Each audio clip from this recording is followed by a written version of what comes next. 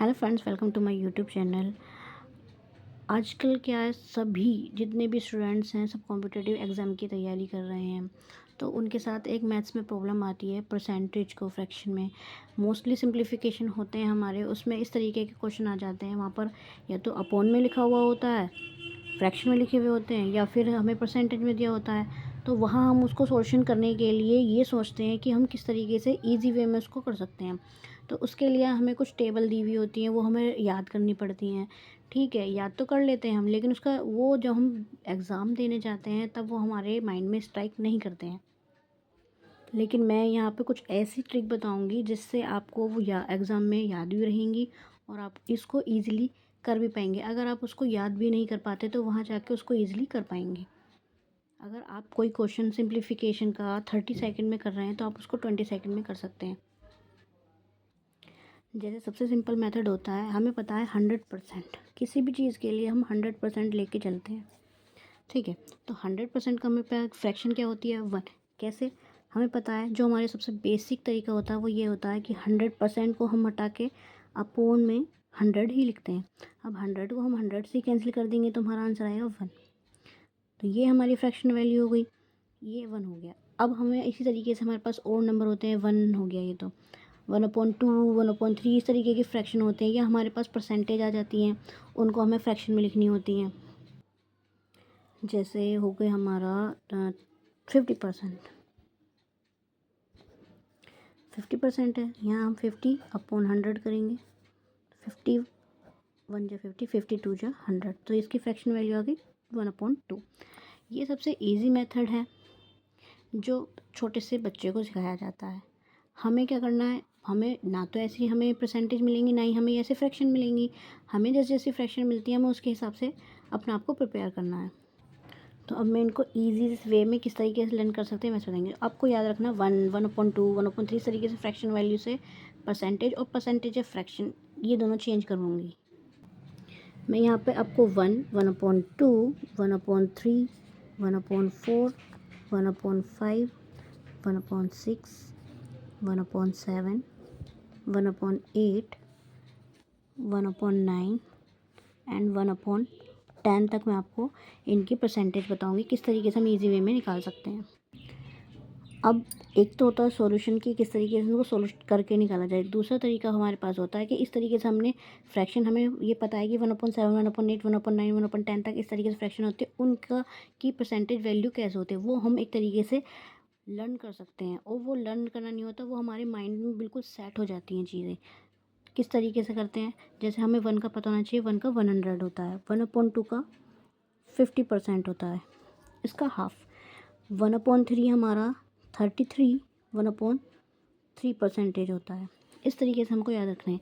1/4 25% होता है, 1/5 20% होता है। ठीक है, उसके बाद 1/6 है, इसका क्या होता है 16 एंड 2/3%। 1/7 इसका होता है 14, 2/7। अब आप ये सोच रहे होंगे मैं ऐसे लिखते जा रही हूँ, लेकिन कैसे? एक तो इनको हम याद कर सकते हैं, दूसरा तरीका होता है इनको सॉल्यूट करने का, वो मैं अभी अब आपको बताऊँगी। 1/8 का होता है 12.5%। 1.9 इसका होता है 1/9%। और 1/10 का आपको पता है 10%।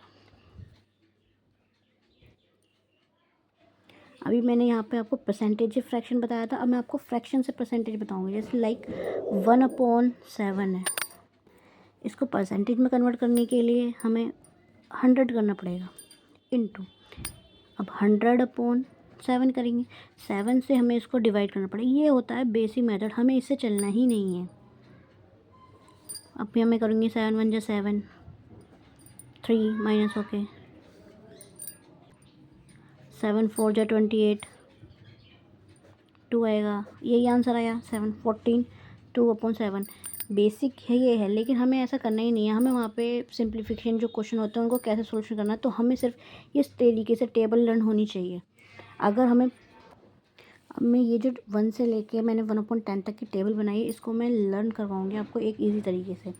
1 का तो आप आराम से याद कर सकते हैं 100, 50 का भी आप आराम से याद कर सकते हैं, यानी हाफ़ होता है, 100 का हाफ़ और 1 का हाफ़।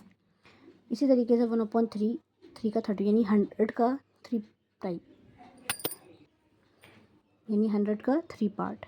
ओके, तो इससे याद करना, जैसे यहाँ पे फ्रैक्शन में, यहाँ अपॉन में डिनोमीटर में 3 है और यहाँ भी 1/3 है और स्टार्टिंग में 33 है, तो ये 1/3 का होगा। इस तरीके से 1/4 का हमें पता होता है, ये हमें ये 2-4 हमें याद होते हैं। 1/4 का होता है 25%, यानी कि 100 का 1/4 पार्ट, और 100 का 1/5 पार्ट होता है 20, तो 20%। ये यहाँ तक हमें नॉर्मली लर्न होते हैं। ऐसे यहाँ 1/6 है, लेकिन ये थोड़ा सा टिपिकल है, तो इसको हम कैसे याद रखेंगे?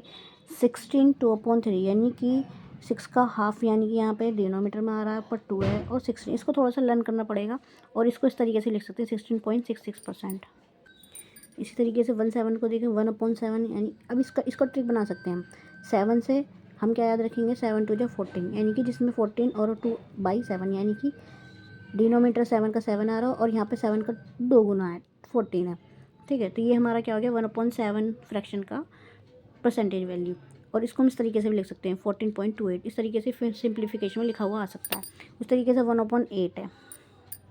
1/8 को कैसे याद रखेंगे? 1/8 100 का 8 पार्ट है, यानी कि 25 का हाफ। तो 25 का हाफ कितना होता है? 12.5। इस तरीके से हम इसको लिख सकते हैं 12.5% या 12.5%। अब 9 और 11 को याद करने की ट्रिक अलग है। कैसे? 9 को, ये तो हमें पता है कि फ्रैक्शन में जो इसकी फ्रैक्शन होगी उसमें 9 आएगा लास्ट डिनोमीटर। इस तरीके से 11 में 11 आएगा, लेकिन जो ये हमारी ये वाली फॉर्म होती है, इसको हम क्या करते हैं? 9 वाले में 11 आता है और 11 वाले में 9 आता है, ये हमें याद रखना है। और ऊपर न्यूमरेटर 1 ही होता है। और अगर इसकी जो दूसरी वैल्यू हो, अगर इसकी दूसरी वैल्यू की हो तो क्या करेंगे? 1/9 वाले में 11.11% और 1/11 वाले में 9.09%। ये इसको याद करने की ट्रिक है। जैसे मैंने याद की थी, मैंने उसी तरीके से आपको ये समझाने की कोशिश की है। आई होप आपको ये समझ आई होंगी, इस तरीके की मेरी ट्रिक पसंद आई हो। अगर आपको मेरी वीडियो में कुछ भी थोड़ा सा अच्छा लगा है तो आप मेरे चैनल को सब्सक्राइब करें, मेरी वीडियो को लाइक एंड शेयर करें। इससे आगे की फ्रैक्शन वैल्यू और परसेंटेज वैल्यू मैं नेक्स्ट पार्ट में आपको शेयर करूँगी। Thank you so much.